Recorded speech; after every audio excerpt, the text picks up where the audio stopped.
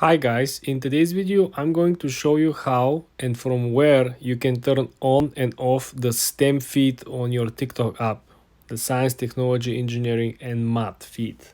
Let's launch the TikTok app. Go on your profile and then click on the upper right side where you see the three straight lines. We are going to go on settings and privacy. And then guys, I want you to scroll down to the section content and display. Here I want you to click on content preferences. In this section over here, the second option is STEM feed. When you click on it, you have the option to turn this on and turn this off.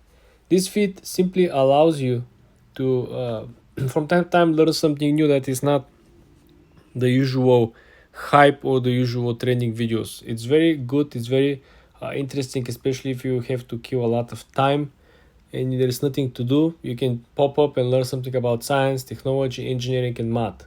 If we go back over here after we turn this on, we can simply go and see that the stem it's right over here and we have it back. There are more things that are popping up with the recent updates, as you can see over here. Now the shop appears as well on the upper settings menu. In another video I'm going to show you how you can actually remove that, so stay tuned for it. For more tips and tricks like this guys, subscribe and follow for more.